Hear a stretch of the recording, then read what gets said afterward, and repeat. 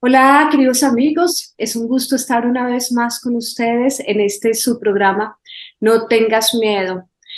Muchos de ustedes me han escrito varios correos, mensajes pidiéndome una entrevista con Alberto Villasana y bueno, gracias a Dios, él nos ha concedido esta entrevista para hablar hoy sobre el futuro de la iglesia sin Benedicto y la cercanía de las revelaciones marianas. Para quienes no conocen a Alberto Villasana, les quiero decir que, bueno, él es teólogo, filósofo, escritor y periodista. Estudió teología en la Universidad Gregoriana de Roma, filosofía en la Universidad Santo Tomás de Aquino, también de Roma, humanidades clásicas en el Centro de Estudios Superiores en Salamanca, España, y comunicación internacional en el ITAM, México. Gracias, Alberto, por estar aquí una vez más en No tengas miedo. No, al contrario, Beatriz, muchas gracias a ti y a todos tus televidentes. Gracias por la invitación. Muy bien. Bueno, vamos a tocar temas bien fuertes, temas que la gente tiene mucha duda en este momento, polémicos, y bueno, que sea el Espíritu Santo quien fluya en ti para esta entrevista. Sí, sí, primeramente sí, que a todos nos llegue un poco de el optimismo que el Espíritu Santo, que es el que lleva la iglesia, nos puede dar, ¿no? Y la promesa de Cristo de yo estaré con vosotros todos los días hasta el fin del mundo. Y Así es. el poder del infierno no prevalecerá sobre mi iglesia. Así es, Alberto. Bueno, antes de iniciar el programa, quiero hacer una invitación también a las personas que deseen participar en nuestra próxima peregrinación que realizaremos con el padre Gerardo Piñeros. Este año la peregrinación será a Tierra Santa, a Medjugorje, y quienes lo deseen pueden tomar una extensión a santuarios marianos.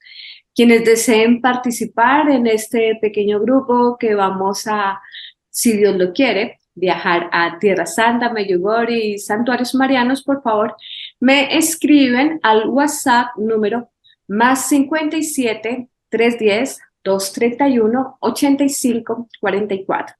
Bueno, arrancamos entonces, Alberto, con nuestro programa de hoy. En este momento, la Iglesia Católica ¿tiene papa o tiene obispo vestido de blanco?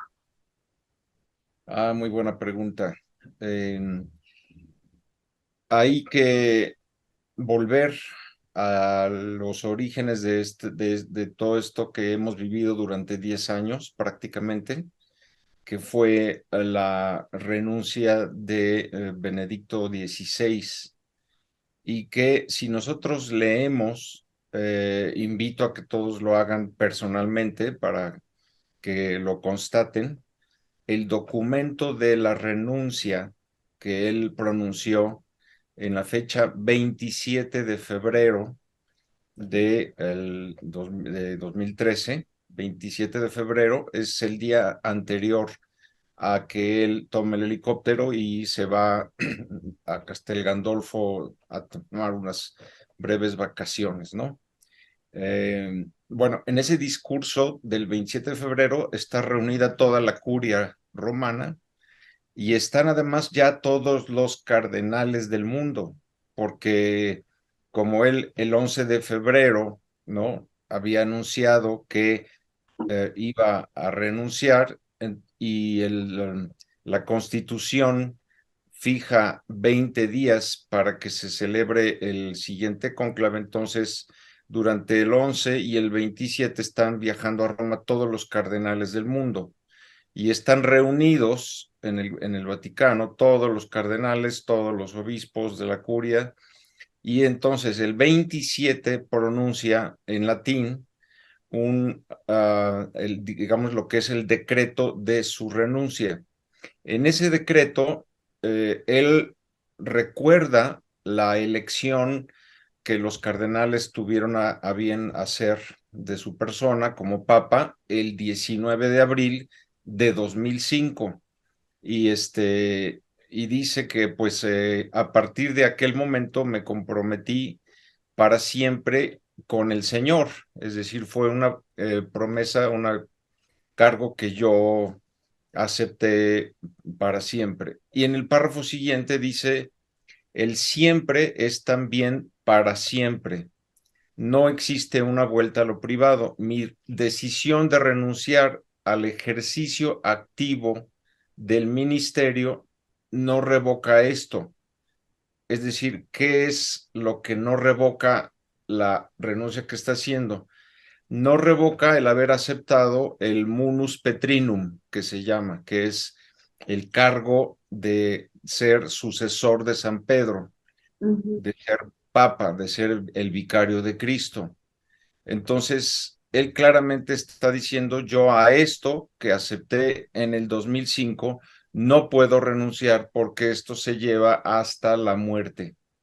Y en el párrafo siguiente es donde él dice, yo renuncio al, al ministerio activo del obispo de Roma. Es Bien. la primera vez que un papa hace esa distinción, porque hasta ahora, el ser obispo de Roma implicaba ser el papa, Ya. ¿sí? Aunque históricamente en los primeros siglos, pues no fue así. ¿Por Ujú. qué? Pues porque el sucesor de Pedro andaba por todos lados, andaba en Antioquía, andaba en Alejandría, andaba por todos lados. Y hasta que el sucesor de Pedro llega a Roma finalmente y muere allí y es crucificado. Entonces, a partir de ahí, digamos que esa sede, aparte de todas las sedes apostólicas que se fundaron, la de Roma tenía una primacía, una superioridad, digamos, respecto a las otras, porque allí murió el primer papa. Entonces, el obispo de Roma era idéntico a ser el papa, pero en este decreto del 27 de febrero, él separa las dos cosas. Muy Y bien. dice, una cosa es ser el sucesor de Pedro, el llevar el munus petrinum, al cual no puedo renunciar porque eso se lleva hasta la muerte, y el ministerio activo del obispo de Roma. Bien. Podríamos decir que es como en algunos países, en España, en Inglaterra, donde existe el rey, que es el soberano, y existe el jefe de gobierno, que es el que lleva todo el gobierno administrativo del Sí. país. Eso es lo que él hizo en este decreto. Entonces, él está diciendo a esto, al cargo de sucesor de Pedro, no se puede renunciar, se lleva hasta la muerte. Entonces, a partir de ese momento, Se separó. lo separó, él se recluyó, se Sí. autorrecluyó ahí en un monasterio dentro del Vaticano Ujú. y y tuvimos a Francisco, que de hecho él siempre se ha dicho yo soy el obispo de Roma, nunca se ha dicho yo soy el papa. Por otro lado, también hay que tener en cuenta que los decretos de los dos últimos papas anteriores a él que renunciaron, establecieron en un decreto que para que sea válida la renuncia de un papa, tiene que expresamente decir, yo renuncio al munus petrinum, al cargo de Pedro, sucesor de Pedro, y además a todos sus honores y al lugar. Él no renunció a ninguno de los honores, siguió Oh, vistiendo de blanco, llamándose Papa Benedicto XVI, con el apelativo Su Santidad, y vivió llevando en Roma, el además. anillo de pescado, claro, claro, y aparte todavía viviendo en Roma.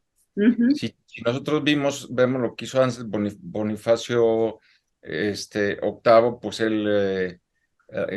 o Celestino quinto, ¿no? En el caso primero del cardenal Antonio Correr, o sea, el Papa se quitó todo y volvió a ser cardenal. el cardenal Antonio Correr, y Celestino, el Papa Celestino V, renuncia, se quita todas sus vestiduras, vuelve a ser monje y se retira a la ermita donde él vivía antes. Entonces, Ya. renunciar a los cargos, a los honores y al lugar. Entonces, él no hizo ninguna de las tres cosas, por lo cual están, digamos, los canonistas que han estudiado este decreto, que repito, está todavía en la página oficial del Vaticano en 7 idiomas, se ve claramente que su renuncia fue inválida, porque Ya. no siguió el derecho canónico como lo debió haber hecho. Y entonces de ahí se deduce que precisamente, como él también lo dijo, el que queda después de él es simplemente obispo de Roma, pero no es vicario de Cristo, no es papa. Entonces, sí, como tú lo decías, respondiendo a tu pregunta claramente, pues sí, en este momento, digamos, la sede papal está vacante, Ujú. que tengamos a Francisco que pues está ahí haciendo las veces de jefe de Estado y moviendo mil cosas, sobre todo a nivel social y mundial, pero estrictamente hablando, la cabeza, ahorita la iglesia no tiene cabeza. Sí. No es la primera vez que sucede. Ya ha habido pues muchas ocasiones en que la iglesia se ha quedado sin tener cabeza, ¿no? El Sí. periodo de sede vacante más largo fue de 4 años, que fue del Papa San Marcelino en el 304 al Papa San Marcelo, que fue en el Claro. 308. Sí. Ahí no tenía papa la iglesia, 4 años. Lo mismo cuando Celestino V, fueron casi 3 años donde la iglesia no tenía cabeza. Sí. Alberto, y teniendo en cuenta que, bueno, muchos cardenales han sido nombrados en estos últimos años, no sabemos si ese nombramiento está dentro de los cánones legales o no, pero a tu consideración, ¿crees que una elección legítima de un papa está cerca o estamos en una difícil situación en este momento para nombrar pues un papa legítimo? No, la situación por la que pasa la iglesia es muy delicada. Es muy delicada porque am, el derecho canónico, sobre todo la constitución que rige los nombramientos papales, los cónclaves, habla de las irregularidades en las que se puede caer en un cónclave. Aquí tuvimos, no, antes del cónclave incluso una renuncia inválida, pero aparte se cometieron otras faltas a la Constitución, como fue el haber hecho un cabildeo ilegítimo por parte de este grupo que el cardenal Daniels llamaba el Club Mafia, para primero obligar a que renunciara Benedicto y luego poner a Jorge Mario Bergoglio en el poder. Sí, Aparte, cuando el cónclave ya está corriendo, a partir del segundo día, también se cometen muchas irregularidades que se supieron, pues porque el mismo Francisco las relató a sus biógrafos y se ve todas las faltas que se cometieron durante el cónclave. Y la Constitución dice en el número 76 que si se comete alguna de esas irregularidades o cualquier otra, quien sale electo no tiene ningún poder. Es decir, ya, es lo que se conoce como un antipapa.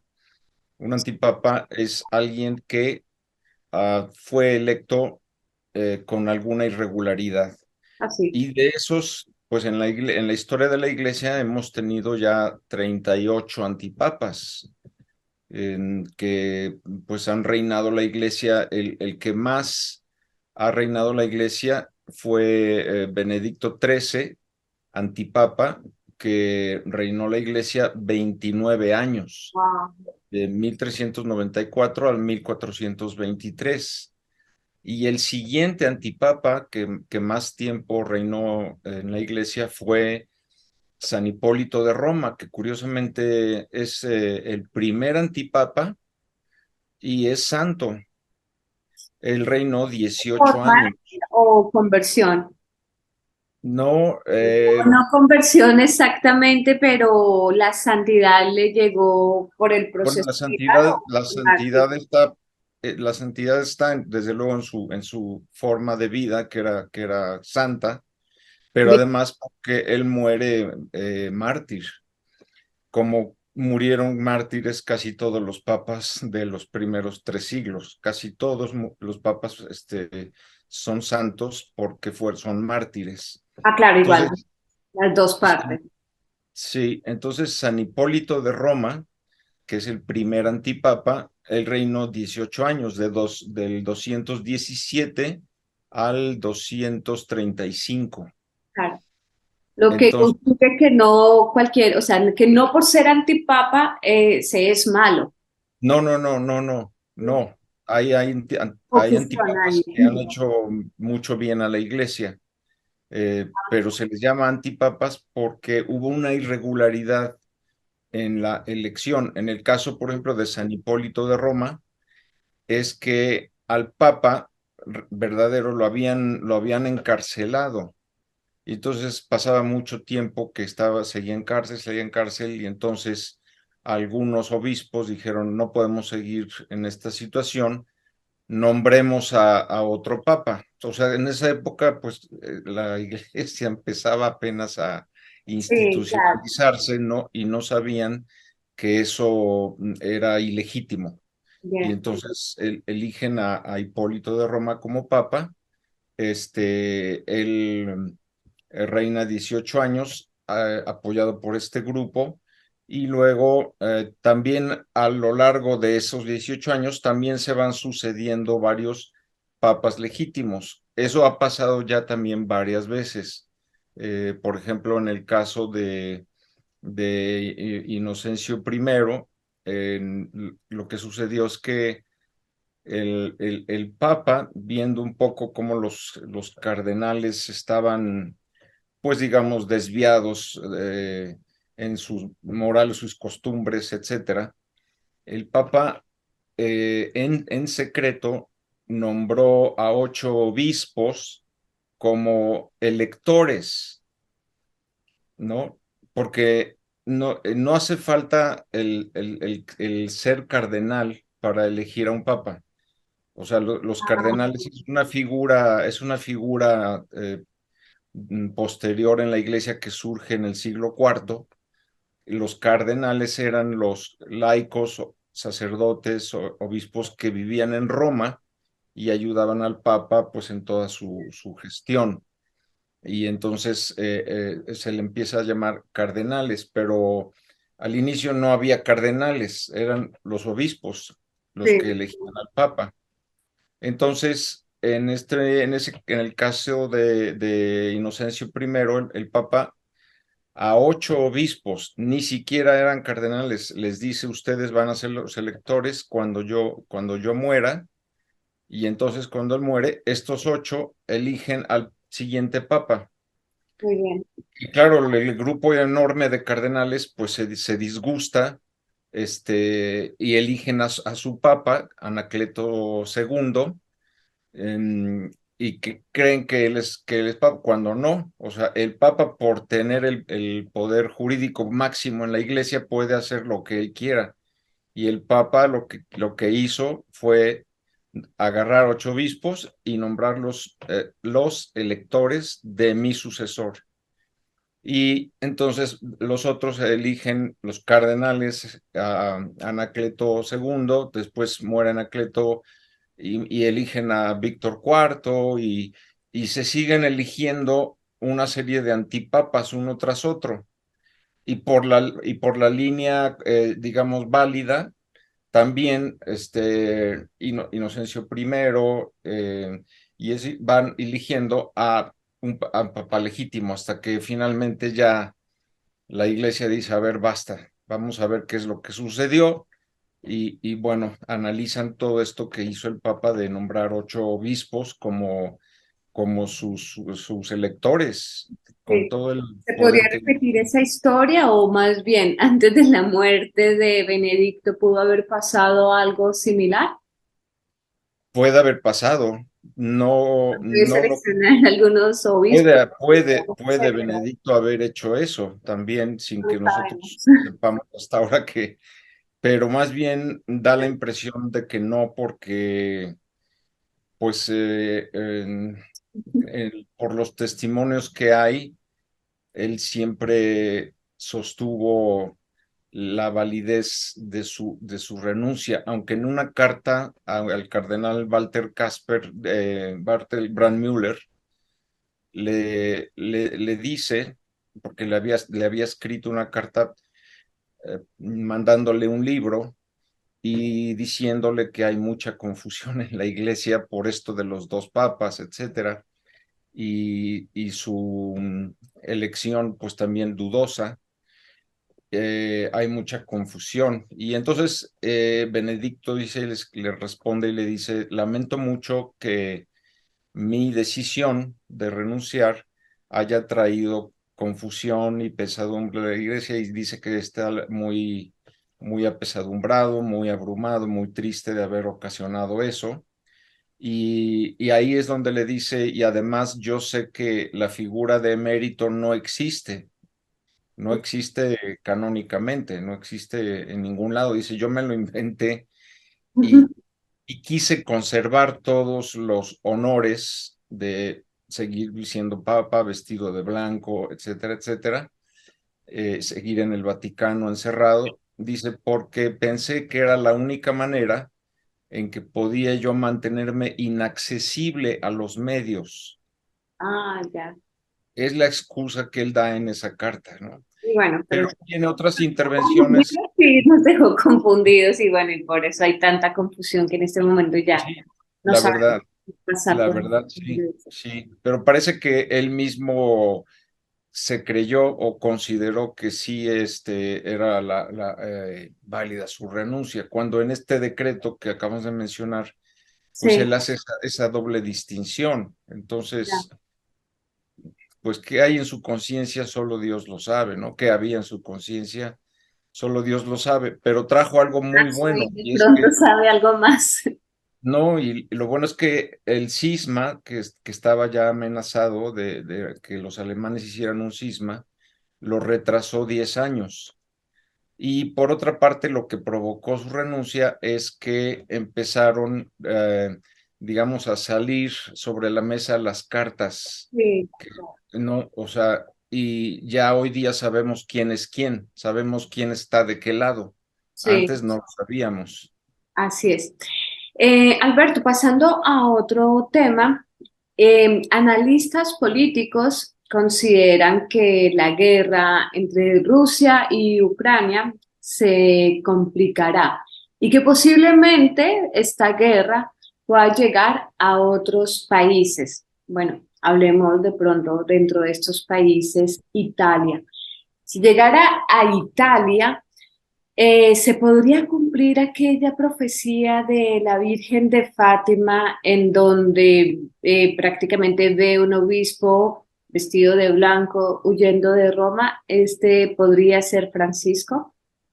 Sí, sí, de hecho, Francisco en alguna ocasión lo dijo abiertamente, yo soy el obispo al que huye de Roma, al que se refiere Fátima. Y recordemos que también es una profecía del Papa San Pío X, en donde él dice que ve a uno de sus sucesores huyendo de una ciudad en ruinas Sí, sobre los cadáveres de muchos laicos y sacerdotes. O sea, sí es posible que esta guerra de la cual habla Fátima, que es una guerra que no se ha dado aún, porque profetizó la segunda, pero hay un texto en donde también habla de la tercera parte del secreto, de esta situación en que Roma es destruida y el Papa tiene que huir. Sí, Entonces, sí podría estar cercana, ¿no?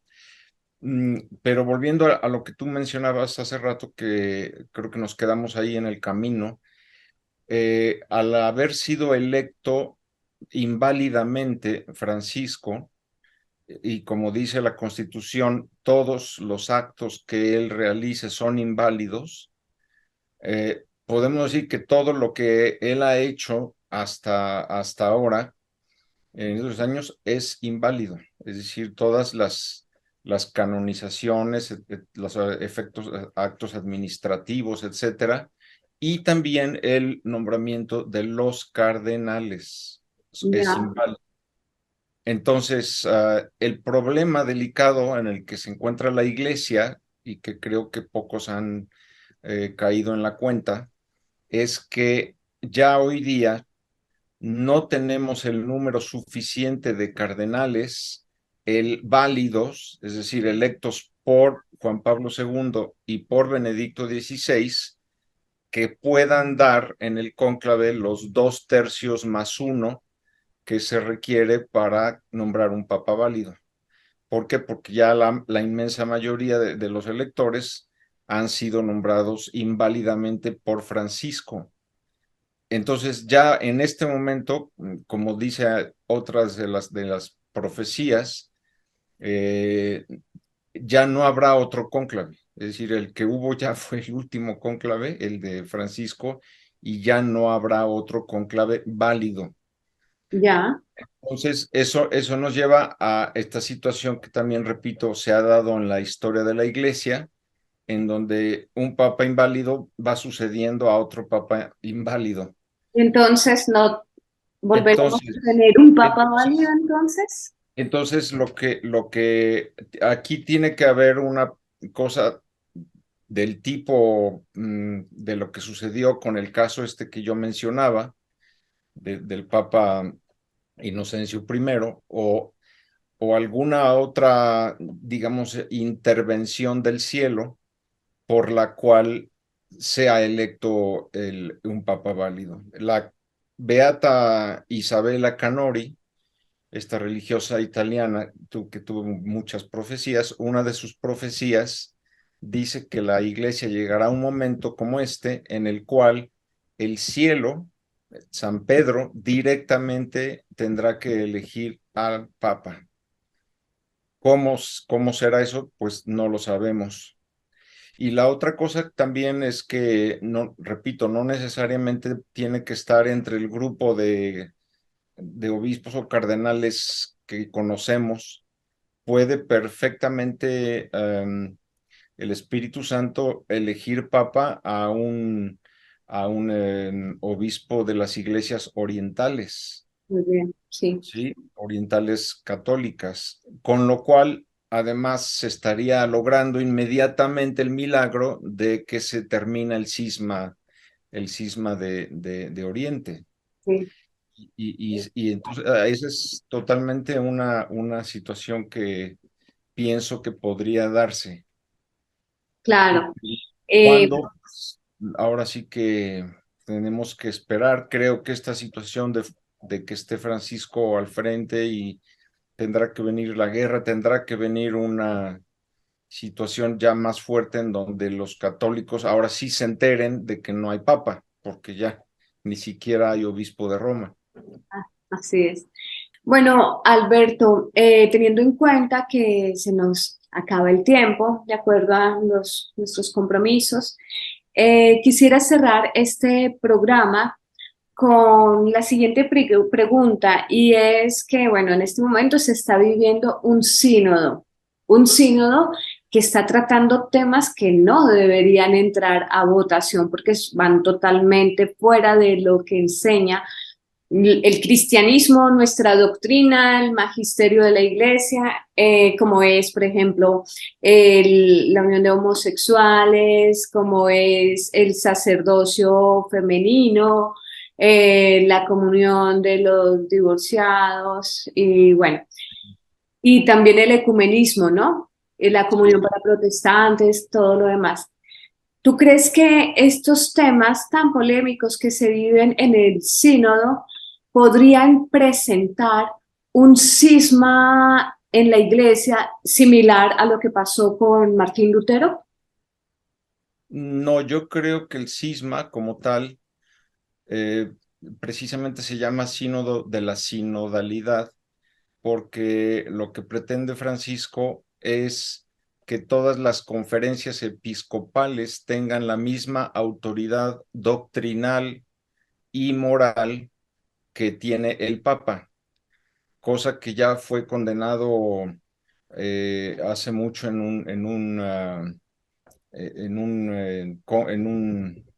¿cómo se llama?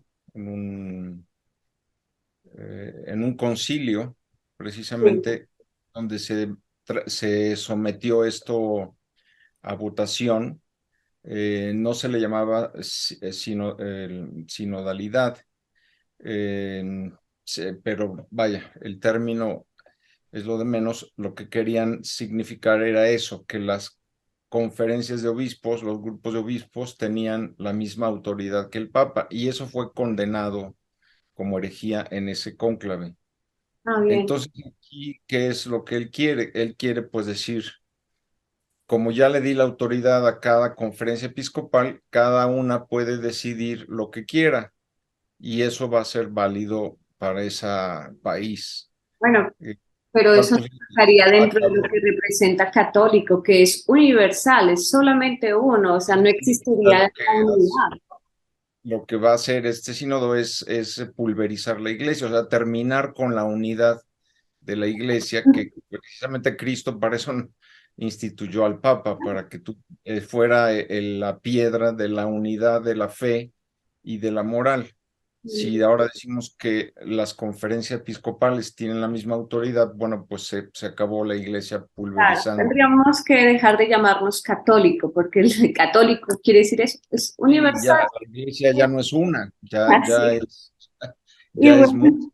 Alberto, con este difícil tema sé que quedan muchas más dudas y bueno, espero poder realizar otro programa contigo en el momento que tu agenda te lo permita. Muchas gracias por Que sí, participar. nomás, quería yo, para terminar, digamos, con un aspecto muy positivo, y es que se están dando, bueno, seguramente en Argentina, lo has visto, en Colombia, en todo, aquí en México está siendo muy fuerte.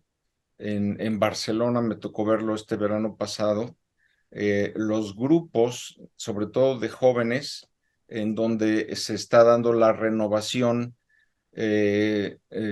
carismático católica en los dones del Espíritu Santo, en donde se está volviendo a vivir lo que era la iglesia primitiva, o sea, tal y como se vivía la fe y los dones del Espíritu Santo, pero es una cosa que se está esparciendo enormemente, o sea, podemos llamar bautismo del Espíritu Santo, y tenemos también por delante la promesa de otros varios eh, mm, místicos, profetas de nuestros tiempos, como el Padre Pío, Conchita de Garabandal, etcétera, de que en algún momento vendrá un segundo Pentecostés a la humanidad. Entonces, eso es precisamente lo que hay que estar esperando.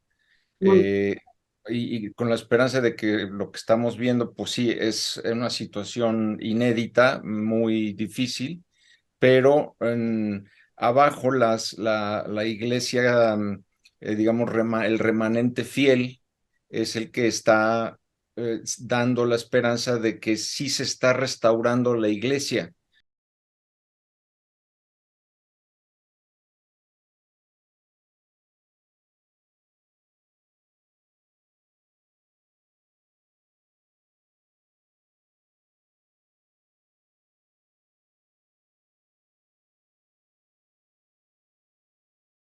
Apoya este canal y contribuye a la evangelización. Ayúdanos con tu donación y trabajemos juntos por la salvación de las almas. Informes en notengasmiedo2020@gmail.com.